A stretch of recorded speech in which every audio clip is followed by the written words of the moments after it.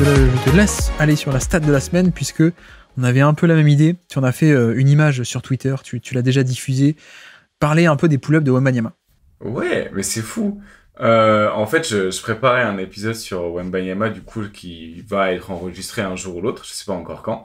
Et donc, j'ai regardé des matchs, parce que j'ai pas que Excel chez moi, mais je suis quand même allé voir un peu les stats sur à peu près tout, en fait. J'avoue que j'ai passé pas mal de temps à éplucher toutes ces stats, surtout qu'on arrive à un volume d'action suffisant. Et anomalie un petit peu des stats, j'ai sur le 3 points. En fait, je suis allé regarder un peu où il situait au pull-up. Et pull-up, j'ai pris les joueurs qui en faisaient 2 ou plus par match, pour être à peu près dans la zone où il apparaît, et pouvoir le comparer avec des joueurs qui ont à peu près le même volume. Et ils sont 43 en NBA à prendre plus de 2 pull-up à 3 points par match. Et il est 8e à la réussite sur pull-up à 3 points parmi la NBA, parmi ces 43-là, avec 38,8%. 39% de réussite sur les pull-up à 3 points. C'est élite, en fait, parce qu'il fait partie de l'élite parmi l'élite. Et je trouve ça assez dingue, surtout que c'est un tir, c'est un mauvais, enfin, le pull-up à 3 points, c'est un mauvais tir, entre guillemets, souvent en termes d'efficacité.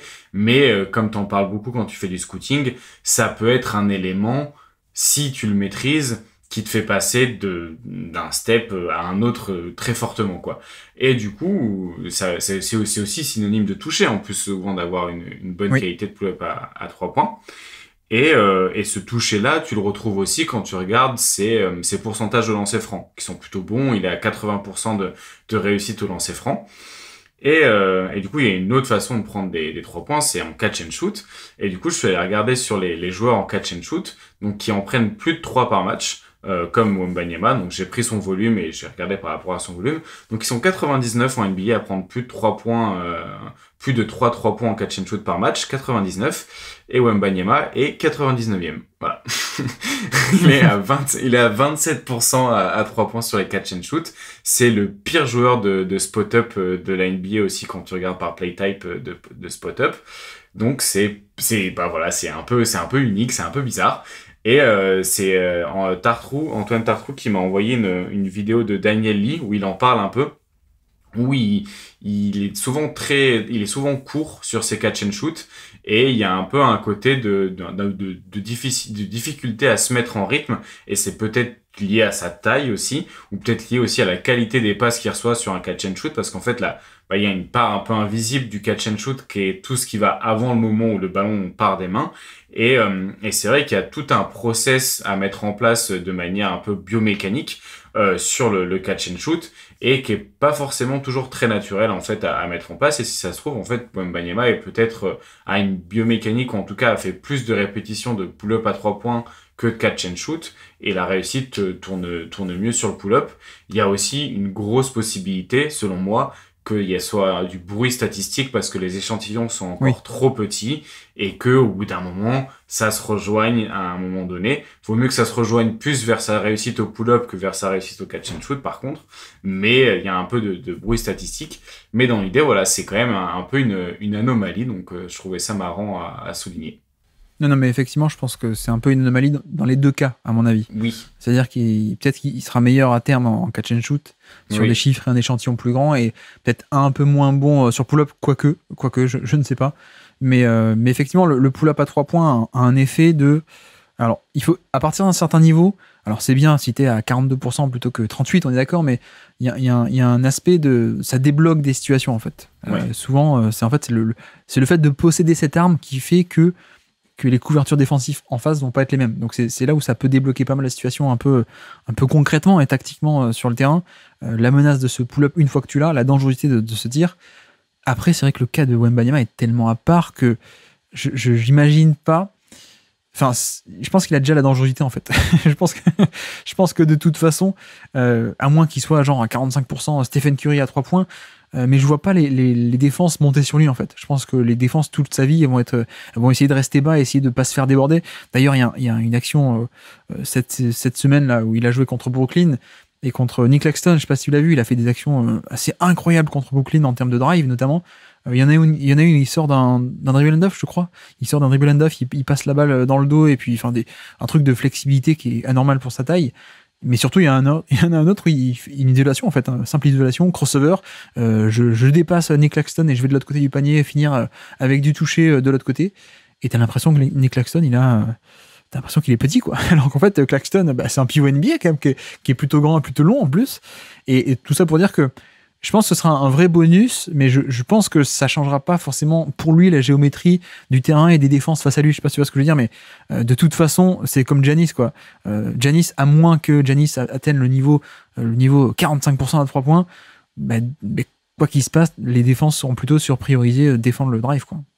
Ouais, oui, c'est ça. En fait, ça va juste rajouter des possibilités pour lui, mais je pense que les défenses sont déjà un peu bloquées parce que si tu choisis une match-up grande sur lui, il va plutôt jouer face au panier et essayer de, du coup, faire que le défenseur qui a pas l'habitude de défendre justement sur des extérieurs soit en difficulté. On l'a vu avec Gobert, par exemple, qui avait défendu sur lui à certains moments, même Chet Holmgren. Et du coup, les défenses, parfois, du coup, vont mettre des joueurs plus petits sur lui. Et dans ce cas-là, lui, il va plus jouer peut-être dos au panier sur du post-up, mais du coup, va encore attirer un deuxième défenseur pour une autre raison.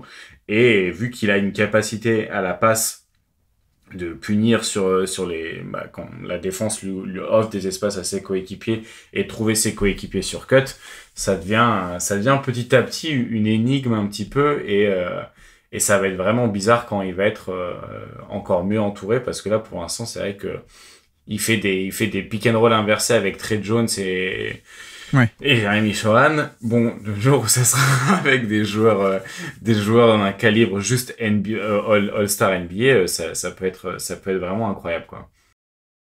Après, c'est vrai que sur le côté mécanique de tir en soi, la biomécanique du tir, c'est un truc assez classique chez des grands, notamment, tu vois, je pense à, alors, je fais pas exprès, pardon, mais Chet Holmgren, du coup.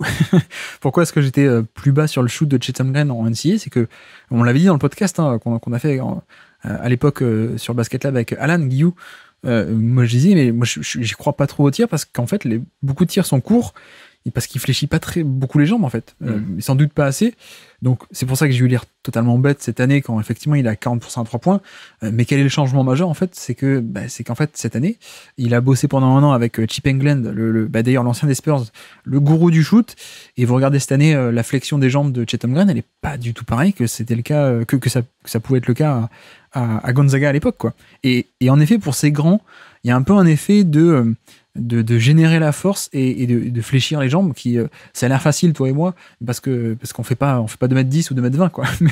Mais je pense que c'est peut-être aussi une raison, et ça peut être assez facilement corrigé avec Wembanyama, ce côté juste essayer un peu plus de fléchir pour des catch and shoot et générer de la puissance un peu plus comme ça pour mettre en route toute la mécanique de tir. Ou alors sinon il y a aussi l'aspect que il est aussi plus efficace en pull-up parce qu'il se met en rythme.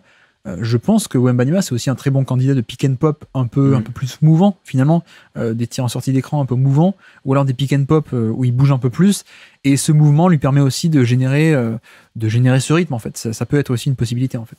Ouais, clairement, je pense qu'il a besoin de rythme en tout cas, et que être statique ça lui va pas. Et d'un autre côté, c'est un joueur qui est très peu statique sans ballon non plus, que je trouve très présent d'ailleurs au rebond offensif aussi, et en plus qui peut dominer par sa taille et son envergure. Donc vraiment l'important pour Wembanyama, ça va être toujours d'arriver à le mettre en mouvement. Et le catch and shoot qui est mauvais, c'est peut-être un signe que oui, être statique c'est pas quelque chose qui lui va. Bon voilà pour les pull-ups de Wembanyama. Je voulais en parler cette semaine parce que j'ai posté sur Twitter un tweet en disant je préfère les drives que les pull-ups inefficaces, et plein de monde m'a dit mais non mais attends mais va regarder les stats. Il est devenu efficace sur les pull-ups, donc c'était important de le noter mine de rien.